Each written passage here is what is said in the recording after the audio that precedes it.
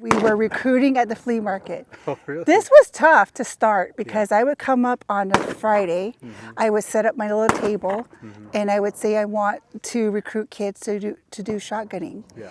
I got a lot of resistance. I got a lot of people saying guns and kids don't belong together. A lot of what are you teaching my kid? And I said, well, what does your kid know right now? Yeah. I'm sure I will enforce safety, responsibility, and then we teach ethical behavior. So firsthand, you'll see when we come to the gun range, they're going to rake up all the trash that was left behind, and we'll leave it better. That's that's just one of the teachings that we'll instill in your kid if they join our team. Yep. So I talk about other things besides like the gun and the kid. Like it's more than that. It's more than that. And then when I was out there at the flea market by myself recruiting kids, I got you're a lady. What do you have to do with guns? Ladies, guns, hunting, it's all prohibited.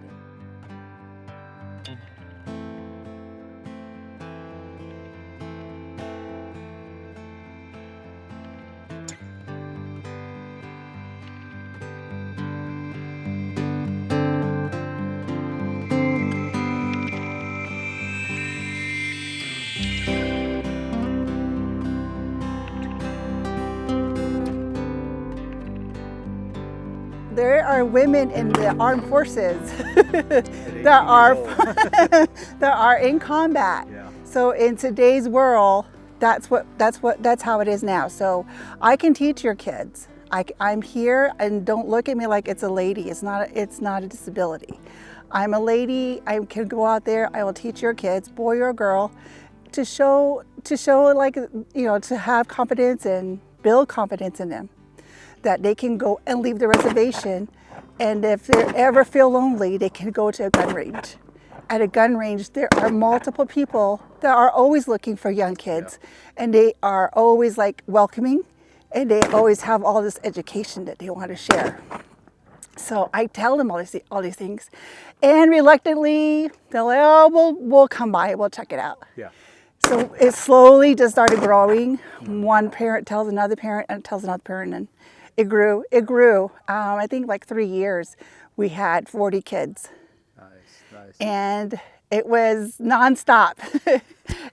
We would get here, and they would already be waiting. Oh. And and I think it was the best time because the start of the third year, a lot of our starters had grown, and they seen what was needed, and they were in high school, so they were like driving themselves down here, and then they would give us a little note saying their mom says, I know, they had to have a parental consent. And then their uncle would sit in the car because they can't shoot unless there's an adult with them. So they're like, that's my uncle. They'd come over here, verify everything, and then the uncle would give us a note like, yeah, the mother's working or whatever, and then they'd sit in the car and the kids would shoot. And then they would unload all the machines, and they set it up however angle they want to work on today. So, and then it's all in preparation for competition down in Phoenix. Kids they have no filter. Yes, that's correct. They totally tell you everything that's going on in their home. Yep. Like I don't even have to ask. Well, it's just like, it's funny you mention that, because even like there's a meme I came across on Instagram where it's just saying, your kindergarten kids are telling you all the drama that's happening at home, and they're sitting there arts and craft, like eavesdropping on everything. That is so true. Yeah, the kindergarten teacher knows more of what's going on in your own home than that is true. Yeah. 14 years later, we were just coming up talking about it, saying, gosh, it's been 14 years. It doesn't seem that long ago. Our original 5 shooters graduated, and they're getting married, they're having kids, and they text every now and then, hey, Merry Christmas or Happy Holidays, or season starting. They're the ones that tell us, hey, season starting soon, I wish you guys luck. Like, wow, That's cool. yeah, you made a difference in one person. And when we started, we're like, one kid, we can just make a difference in one kid's life. But like I said, 3 years later, there was 40 kids. Yeah, and that's what Art pointed out earlier, is that your little ones that you guys are all teaching are actually pointed out at the competitions of like, You guys are very uniform. You guys are very regimented. You guys know exactly how to safely handle a firearm, carry one, hold one, and again, disciplined and regimented. And I think that's really what's lacking in this world, especially, I wouldn't say especially in the gun world, but overall in general, that type of discipline will apply to being a responsible driver, to being a person who will get their degree, like we just saw with one of the kiddos here who grew up, got their degree and doing very well, and then is still here helping out. Yeah, with his family. Yeah, Yes. with the whole family. Yeah. The whole family comes. They all shoot together. Yeah. Yeah, that's. I mean, I always think, wow, that's a really good example. Yeah. If ever anything, like you send your kids out, learn everything, and come back, and do good for your community. Yep. So that's all we. That's what's what everybody tries to Yeah. say, but then they end up staying out in the cities and doing, making a life for themselves out there. Yep. But in this case, he came back and he's helping his family here. So we try to do our best. I mean, gun safety, we stress safety, we stress ethical behavior. That's like those are our two biggest things. And ethical behavior is kind of goes back and forth in the gun world, like anywhere else, right? And then we tell the kids, hey, you love to shoot? Well, you can't get in trouble. Your rights will get taken away. You'll end up in jail, and you will no longer be able. This is a right. It's not a privilege. It's a right. Yeah. So we give them that information. Same like driving. Yep. You can drive, but in order to drive and be a legal driver, you have to have a driver's license. And if you do something and your driver's license gets taken away, that's not a privilege. It's a right. So that's an example we use. But then they come here and they're like talking to Art, and Art's talking to them like it doesn't matter. Like, it doesn't matter if you have no father or you just have your mother. Every decisions in life that you have to make is going to be on you. Yeah, these are people that support you, but every decision that you make, it's on you. So, I mean, to have a mother say that to you over and over, I think they get used to it and they think, oh yeah, Mom, you're going to always be here. It's not really going to be on me. But then you have a man come in their life and say, hey, later on when there are decisions to be made and you're the only one there, it's not going to be your mom's fault you made that decision. That's going to be your decision, and you're going to have to live and work out that decision that you made. So stuff like that we discuss here. And kids come down here and they have these problems. Like, oh, kids are bullying me at school, or things that I would have never thought that I would be in the middle of, because I'm like, oh, I don't have kids, I don't have to worry about this stuff. But then now you're kind of now you come here and you're it's like the den mother and counselor like an in some auntie. ways. Yeah. Or an auntie. Everyone's auntie. I'm like, they'll say auntie, like, well, oh, you're related to me, you're my auntie. That's what the connection that they're looking for, and they're like, oh, no. I'm like, no, you call me coach when you were down here. I'm not your auntie, I'm your coach. Okay. But yeah, that. I never thought I would be involved in like kids' lives like that. But yeah, they're kids. They're looking out for who else? Is this adult going to be saying the same thing my mom is saying? Or is my mom just saying this stuff, And here I go, and they're like, oh, my mom told me that. Well, good, because your mom is right. You need to listen to your mother. And they'll try that thing about, ask the same questions or give Art an example, and he kind of comes around it the same way or whatever. And then he says, you need to listen to your grandparents. You need to listen to your mom, and kind of reiterate like, hey, you need to listen to your mother. Yes, correct. Yeah, and it's sad, but then you have parents like Ahoya, where his father brings him down here, and his father takes him everywhere, and you see that, and then he sees all the other kids, and then they all get to know each other. Like I brought my nephew today, and he met Ahoya for the first time, and they're like, oh, you like to shoot. So there you go. They are already bonded over shooting. Something in common. Yeah, and they're already talking about the clay targets and how they're going to shoot at what angle.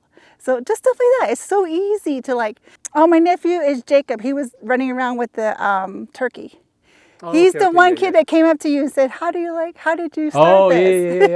yeah. No, Yeah. that was a good question he had. So her nephew asked me, how long have I been filming? I told him 15 years and photographing the same amount of time. This stuff doesn't come overnight, just like shooting and everything that we all talked about. You can lose stuff real easily, especially your native tongue when you don't practice it. But I also told him that I've always ran around with a camera with the 50 millimeter lens, practicing every day whenever I could. So if you knew me, my previous life, up till now, you knew that I always had a camera with me. And that's why I love doing this, because I'm filming again with a different camera and just doing what I do.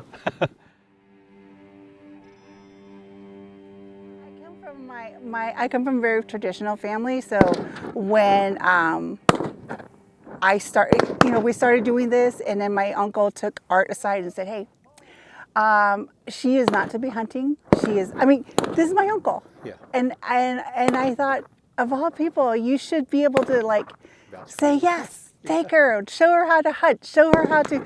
No, we got an elk tag. And I got an elk tag. I want to make sure that's clear. It was my elk tag. See this photo? And then, That's of course, my antler. no. It's my tag soup because I could not. I couldn't. I saw. Well, the mistake I made is I saw the eyes, And you made that connection. and I went, no, I So couldn't. you went home, just cut it up, and then just And Art goes, sprinkled it. Oh, that's called tag soup that you have. I'm like, no. Yeah. So he was never look at it. Never look in the eye. Look where you're supposed to shoot. Don't look in the eye. I'm like, yeah, now I know. Yeah, so the next one I shot it in the eye. No kidding. This is good. I like this. I like the connections we make. But what I did notice, and the ladies are right when I was trying to recruit kids, when they come down here, you see a lot of single families, single parent families, Yeah. mothers bringing their kids. Mm-hmm. And so what I notice is, okay, the kids get dropped off. When I'm talking to the boys, and boys meaning that they're between the ages of, I want to say the ages of 13, 15. Mm-hmm. They don't seem to, like, I think it's the frequency of the female voice. Like, they tune me out. Like, I think the mothers are already constantly talking. And here they come get to the gun range, and I'm at that same frequency, I think. That's how I understand it. So when Art comes in, Art comes at them. Hey, where's your shoes? Hey, your eyes, ears. They're quick to respond. They respond to him differently. And I think, only from my experience, my parents divorced, and I lived with my mom for about, after divorce, and you do understand, you have to have a male in your life, a male figure in your life. And I guess I understood enough to say, hey, I want to go spend 1 or 2 years with my dad. Mm-hmm. And it was available. My dad was like, yes, come live with me. And I left. And that exposure to my dad, my father, I think from the age of 13 to 15, did a lot for me as a young lady. And it instilled a lot. So that I see that in my sisters and my brothers and sisters. They didn't do it. They stayed with my mother the whole time. Mm-hmm. And I always think they're lacking that interaction with the father. I always think about it that way when the single mother brings down the kid. And I noticed, so I step back. I'm like, okay, this kid's been listening to his mother all week. Yeah. And this is a time where, and boys do need men in their lives. Yes. And so that's where I understand that. So the new kids, the rookies, the ones that you just need a little more care, that Art wants to come in like a year or two. Art can come in and say, all right, what did you learn? This is where you should be able to get your information, your guns and your ammo and your eyes and your ears. You should be ready. So it's kind of like a little introduction with me. And then year 2, year 3, you should be with Coach Randall and Coach Johnson. So I like it that way. Yeah. So then, and I understood it. So I wasn't like forcing myself like, hey, I'm a coach too. I need to be in there tackling some of this stuff. But no, I understood it. And then I said, yeah, I think half these kids that come here are craving a male figure. Oh, I got the ammo. Just kidding. I'm losing it. 12? I mean, What do you call it? 20? oh, Hey. like you guys are couple What? You have two of them, see? We support each other the best, and like I said, he's positive 24/7.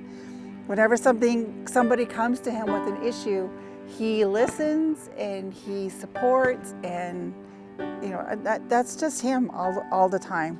So this is our life. People reach out to him, and is just a comforting person, and that he's just comforting. He comforts whoever needs help, and he talks to them, and it's a little therapy, and he'll come back and spin it positively for them and try to point out the positive stuff that they can learn from, or whatever they can. He just loves helping people. Well, I mean, I think, try is a good word, but I think he just does it. I think both of you do it because, you guys are, it's a partnership, right? It is. Yeah. It is. I mean, it's, but both your initials are in there, A&M. A&M Clayshooters. I mean, it's not just. For A&M Clayshooters, I'm like, I said, what am I doing? He goes, A&M Clayshooters. I said, that's so high school, A+M. And he goes, we were laughing. Oh, then you put a heart on it. You're I like, said, all you're missing is a heart. And and then you're going to carve it in a tree. he goes, well, it's our Clayshooters. Oh, I know. How about this? It's not carved into a tree. It's shot into a tree. There you go. So we always for the laugh. texture of it, you just shoot it with the Yeah. some bird shots. A nice heart. There you go. Okay. But yeah, that's a little inside joke. A&M. Yeah. All right. I think I just patented our idea on a new logo.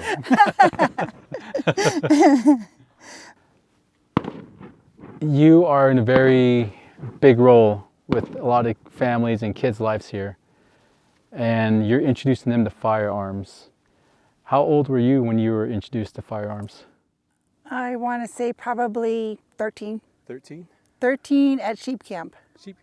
Yeah, nice. Because you cannot always, be right? out, because you're still young, but you've got coyotes that run in packs, and you've got, anything. When you're herding sheep, you're out of eyesight over the hill somewhere, and a lot of things happen. So we used to carry around a 22, and we would shoot at trees and put little stuff up on the trees and shoot at stuff, and just shooting at trees, making sure. I think we even had my uncle come out and say, "Hey, is there a tree here? Make sure you have the backstop in, and go run through a little safety course with us."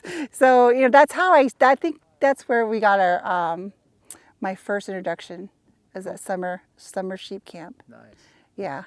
So, did you ever stay out multiple nights while herding sheep? Yes, we did. We would make makeshift we would cut down juniper pine or juniper cedar, and make a what do you call it? And you connect them, so you kind of make a makeshift corral, and we would herd the sheep in, and we'd sleep in our bedrolls on the side. And we weren't scared of the darkness. We were when growing up. So say that the darkness, and she would say that in Navajo. That's what she would say. So you didn't so that you don't fear, or you don't have that fear of the darkness.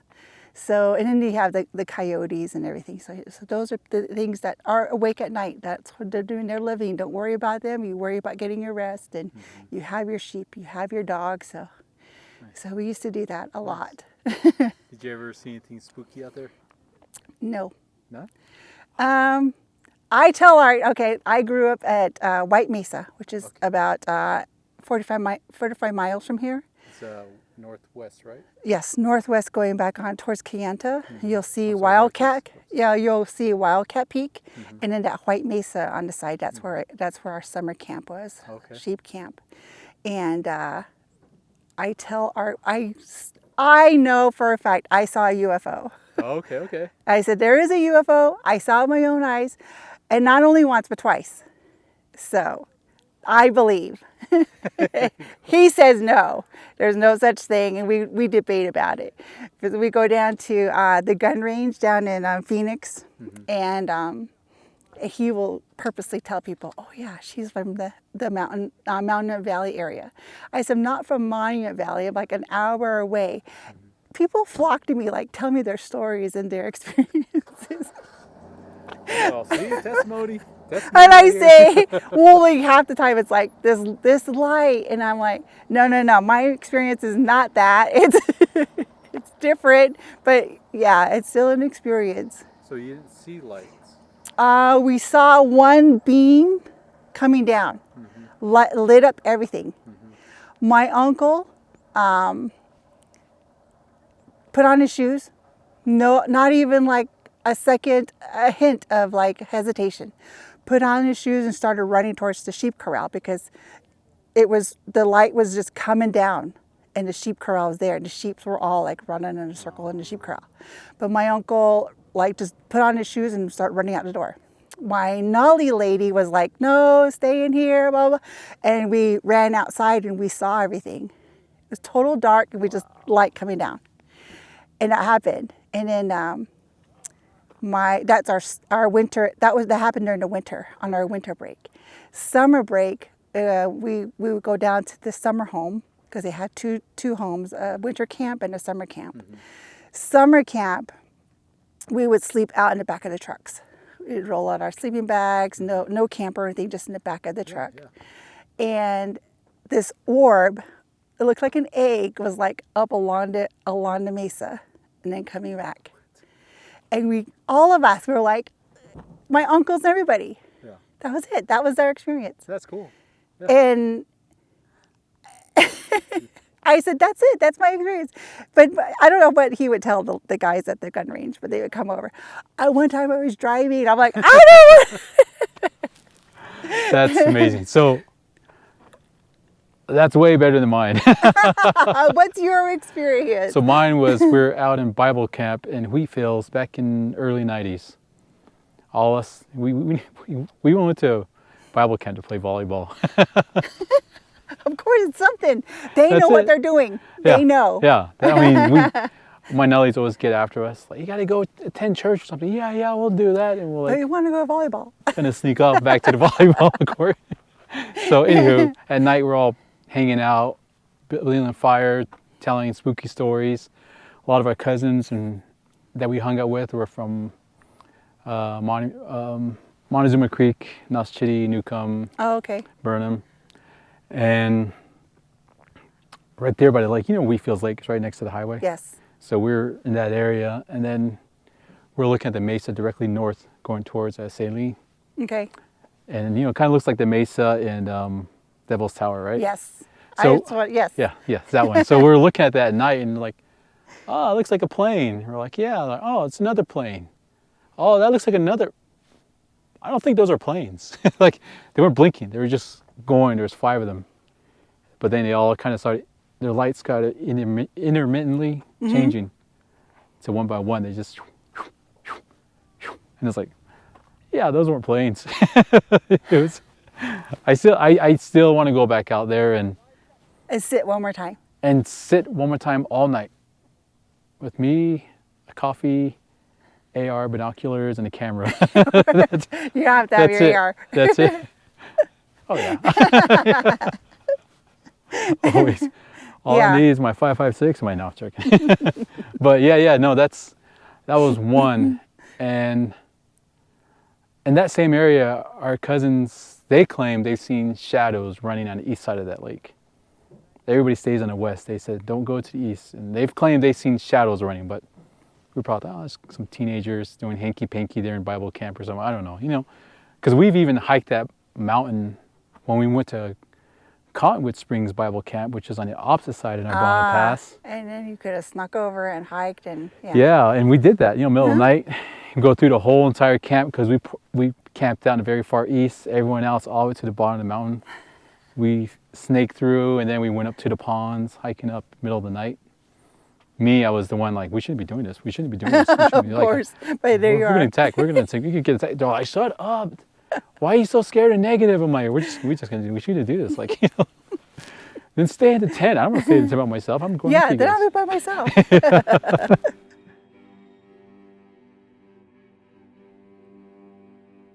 So what do you do for a living? Okay, I work as a what we call a concierge. Concierge is my work is basically like it's I project it towards I have to Higher end people. hire in people, wealthy Hire. people.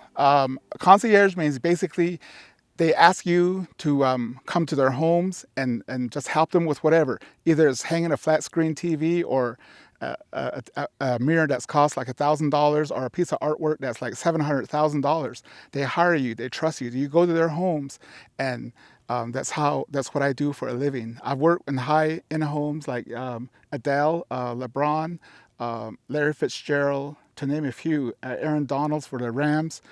We travel as far as New York City, Houston, Chicago, you name it. I get called out. I don't advertise.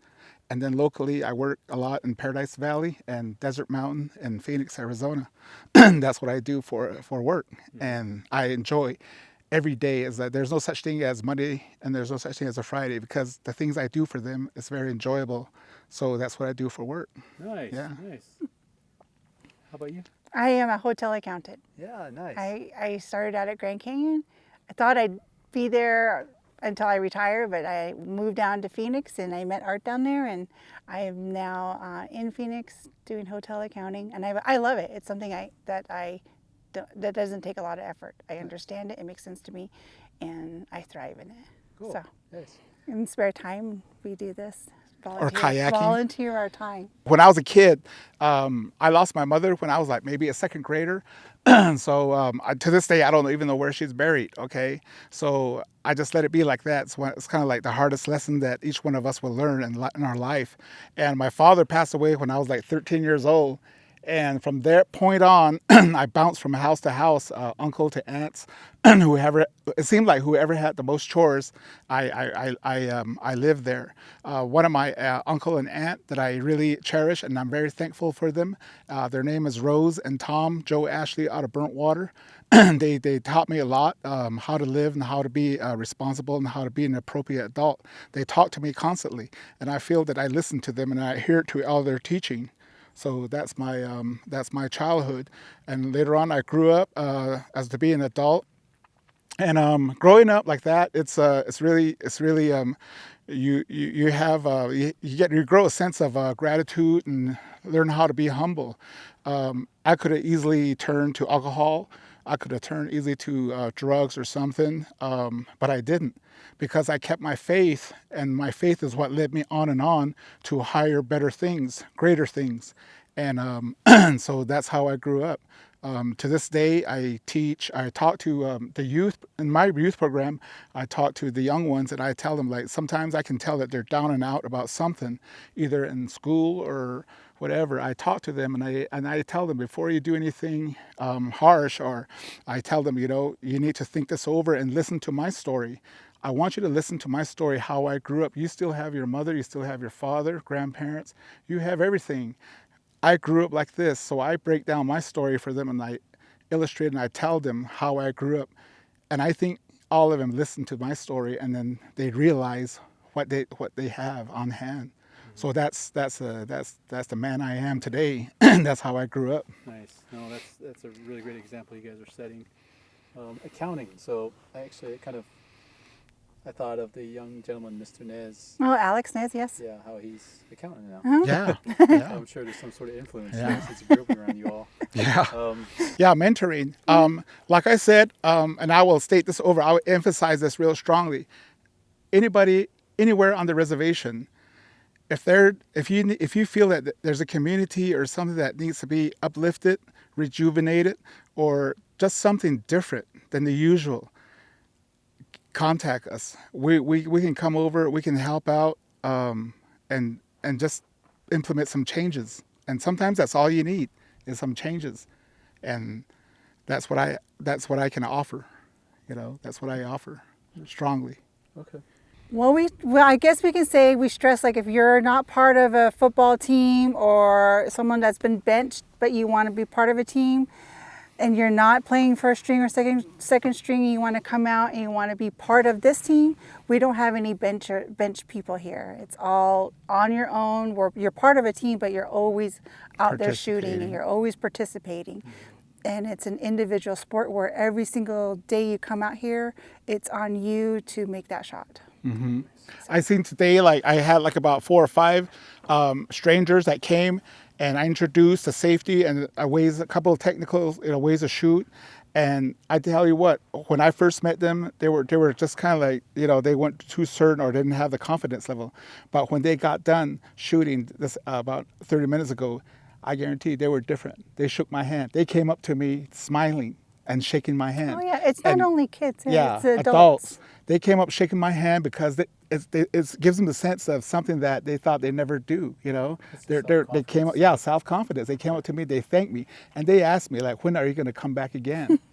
When are you going to come back again? I want to do this again. Yeah. That's what they said. So that made me feel good. I was like, yeah, you guys are all winners. You just have to learn how to guide yourself and find your goal, and that's how you do it. Well, I mean, I'm glad we met. Yeah, honestly, I'm really glad definitely. I'm really glad you reached out to us, and I'm, Yeah. like I was explaining to Michelle, I Uh-huh. moved a lot of things because I knew something felt right here. I just did my best. To Yeah, get down as you here. can tell, this is not just one person you're interviewing or two. This is a community. This is a community that you experience something with. Yep. And They all have their stories. Yeah, they do, and I definitely got that from Yeah. everybody, and everybody willing to talk, and it was cool. Yeah. I was telling Michelle Even earlier, Wyatt too, at the end. Yeah, he's confident. He knows. He knows. he's a really good shot too. Yeah, he's a good shot. I take him down to Phoenix, and he competes on there. Yeah, he is. And during introduction, that kid will take off his hat and stand up, because I tell him, don't ever introduce yourself sitting down. Tell them that you're Navajo. My name's Wyatt, and then talk. And one time he did that. He took off his hat, stood up, and introduced himself, introduced his mom, and he was thankful for the program and sat back down, blew the socks off of me. I was like, holy smoke, what have we created? A good gentleman. Yeah. Well, again, I really appreciate. Oh, everything. yeah, and Chicago and Kenya, and Johnny, Ado, and the day, happy Thanksgiving. Kashmir, yeah, and Jono, the station, do, and John, your wife, I don't know, change it, I don't only Albuquerque, do, shipwreck, and Jono go, yeah, Kashmir, yeah, that say, Oh, the cano, and Johnny, Taji, you want a turkey. Yeah. Yeah, you better run it home and. Well, I donated to With the Mary Cameron Beard's. family. Oh, okay, church. okay, yeah. I think tomorrow's their church service, so I think they Yeah, give were them to. saying they give the turkeys out to Yeah, families who need a yeah. turkey. There you go. See, Yeah, so I said, all right, well, yeah, give this to one of those families. yeah. Sure That's they'll- good. they're Right for it. on. Yeah. Right, yeah. Thank you. Oh. Oh yeah. All right. Johnny? That's all for today. Spread the word. Reach out to Art. He gave his phone number on camera. And if anybody else is curious about the program, reach out to him. Very welcoming gentleman. He was very patient with me on messaging. I was telling Michelle, I only get the Facebook on the desktop at Yeah. home. My wife has the app. That's her account. So I just go through her. Yeah.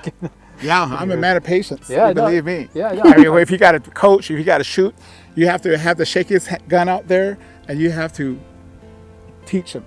Yeah. And you got to have patience. Yeah. And that's what it takes. Yes. Yeah. Yes, sir. I You got to appreciate- gear up. You got to gear down for some, and that's what it takes. and stay grounded. And stay Yes. grounded. Yeah. Yes. Yeah. All right. Go ahead. Oh, Hope you all enjoy this one. not going at.